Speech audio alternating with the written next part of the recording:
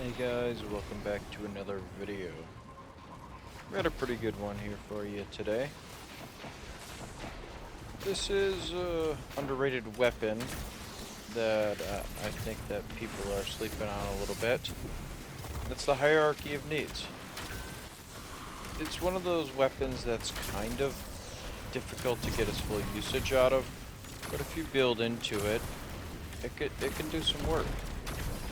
I don't think it's the greatest weapon in the game, but I find the gameplay loop with the weapon pretty enjoyable. I'm a big bow fan, so maybe that's why. I'm just in Nightfall at the basic difficulty where you get 2 random teammates, so this isn't like Grandmaster level content, but this is one of those builds to where, while it's centered around a bow, so it's obviously going to scale well because bows only get better the harder the content. It's got a lot of fun quirks to it. Essentially, I'll show the build at the end of the video, but a lot of the mods are basically based around making the bow as good as possible.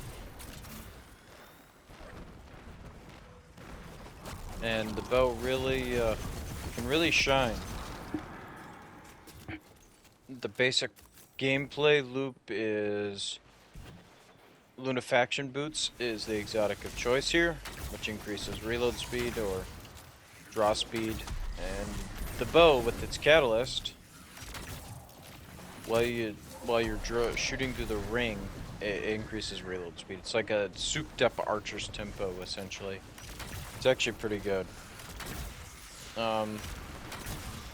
If you've never really used the bow before, it has 6 dots to build up a guidance ring. And with that guidance ring, once you get either every headshot adds 1 point or every kill adds a point, so a headshot kill is 2 points, which is pretty solid. It's not hard to get, it's just you have to play in one little area, but that's why I'm pairing it with the Lunafaction Boots, because that exotic you want to play in your Rift anyways. I imagine you could try to do like a Sanguine Alchemy. With this build, might be interesting. I find Phoenix Protocol also a decent option if you would rather just sit in more Well of Radiances rather than your Rift and your Well of Radiance increasing reload speed. That's up to you. You could truly run any exotic with this bow, but for this actual specific build, I'm trying to maximize the utility I can get out of this thing, and you have to play quite far. There's a sweet range with this bow.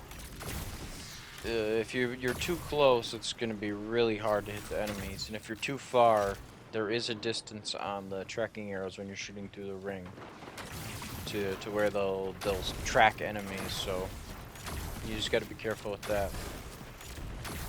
By the end, you'll see I ended up getting the most kills out of my squad here. Even more than Mr. Sunbracer's man spamming fireballs, so that should say something about how not only how good this is against ads, but this also has solid DPS against chunkier health targets. You can see my buddy boy here was really helping me. He was also spamming Well of Radiances, so that was giving me orbs, getting my wells back quicker. We essentially just kept chaining into each other, which is nice. Riptide, just for champions. To be honest, you could run any special here, whatever you need. For heavy, I'm running Solar Machine Gun. It has Incandescent, just to overall synergize as well. You're going to be running 3 Surge mods.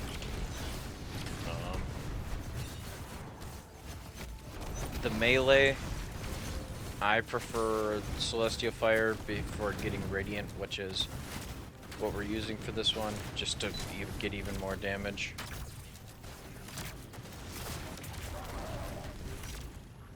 The one fragment where Solar Super causes targets to ignite might seem weird with Radiance, but if any solar weapon while inside the well will cause a target to ignite, and basically you can get a chain here with this bow and just absolutely cook through enemies like crazy. Because you'll just keep causing ignition after ignition. It's pretty crazy, actually. The same build concept would work with Tiku's Divination. It has a different play style. It's probably a little more aggressive, a little more up close. But I find this bow to be a little bit more... do more chunk damage. Obviously, with Radiance, it can cover the lack of ability to do damage to barrier champions, also well of Radiance. It's not a foolproof plan, but it gives you extra champion utility, at least. And you can use it with any of your weapons when you're Radiant, or... You just gotta be careful timing your Radiance, like if you need to stun an unstoppable champion or an overload, it's gonna take away that ability from Riptide. So you don't want to completely mistime it. But yeah, this Unwavering Duty is one of my favorite guns in the game, just in general. It just works with any solar build on Warlock, especially. Machine guns are so good. It just works, plain and simple. I don't know what other heavy you would even want. I guess you could go with a solar rocket since you're running Lunafaction boots. Get a guy in Galley and you could run the one raid one from Last Wish. If you get a god roll, bait like the bait and switch roll. Obviously, this bow is best used in an activity where you're not going to be up close all game. I'd say Tiku's Divination will specialize better in that. But when you're in an area like this is where this weapon truly shines. Because you can really pick off enemies from a long ways, obviously.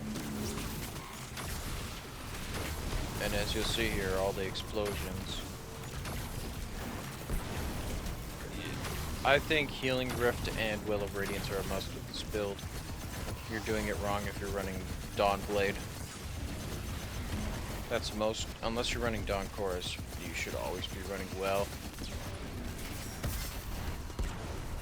If somebody else, for some reason, watches this video and thinks there's a better exotic to use, then Lunafactions, let me know what works better for you. I would, like I said, Sanguine Alchemy might be interesting, or I guess the Stag could work, or I don't know. Maybe I'll test some other things out, and if I find anything to be better, I'll probably make a video on it. I'll catch you guys in a little bit in the boss room when this build really pops off.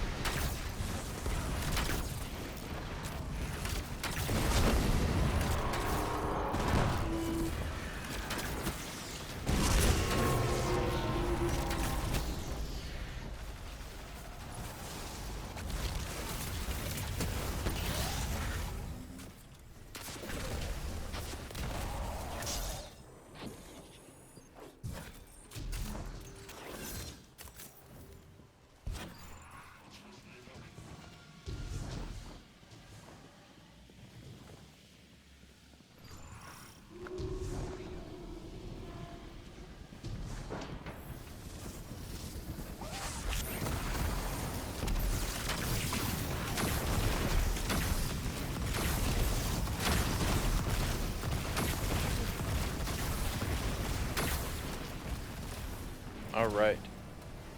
I'm back. We're in the boss room now. This build really thrives here. I mean, we're gonna keep chaining these Well of Radiances, and you'll see just how effective this bow is when there's a bunch of cannon fodder enemies that are just need to be dispatched. I would say when you're using this weapon, you can mostly hip fire it. You just gotta be careful you don't accidentally ruin the hip fire chain by throwing down another target ring where you don't want to.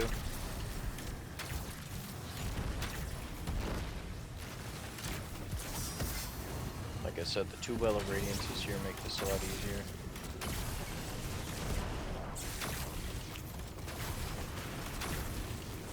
I kind of, like I said, I put the ring in a kind of a weird spot, but if you can line it up good like that, man, you will absolutely cook enemies. See how everybody's exploding?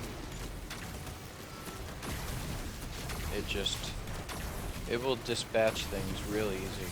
You're shooting crazy fast. And honestly, its DPS is really pretty solid. Like I said, putting a rift down is always good. It'll keep your reload speed up with Lunafaction boots. This is what I was talking about when enemies get too close. It makes the guidance rings all wacky, which is kind of unfortunate, but there's got to be some downside to the weapon. That's why Riptide actually works pretty well, because it's a fusion rifle, so it only really works up close. And if you really need it to, the machine gun also works up close. See that? Nice ignition. This build just works well. It is a pretty niche build. Like, you really have to work into the bow and really build into it to really make it as effective as possible.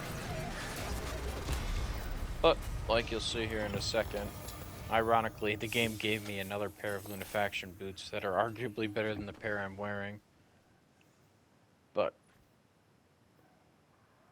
it's got pretty good stats. But I'll show you on this end card here that I was the most effective at killing ads, even over Sunbrazers, man. So I gotta say, and there's tons of orbs. So I would say that shows you how good it is. Alright, on to the actual build itself. Obviously you want Well and Healing Rift. Celestia Fire is going to be a lot more safe for getting Radiant procced. I'm running the Healing Grenade just for survivability at that close range when the enemies get in your face. You can really run any grenade. I just like the extra healing with this one. These fragments are really important. It essentially makes it so that when you're inside the Well of Radiance, you do maximum kabooms. I mean, there's not much more to it. Fragments. These ones are a little bit different than usual. I'm using some like solar loaders and solar surges and whatnot. So you kind of have to compensate on some of the mods to afford it. I don't got the greatest pair of Lunafaction boots, so I can't have double hundreds, and I'm putting some into intellect. You want to have, I would say, at least 50 intellect with this build to really maximize its potential. But yeah, Hierarchy of Needs is awesome. I really think it's something you should give a try. Thanks for watching this video. Hope you guys enjoyed.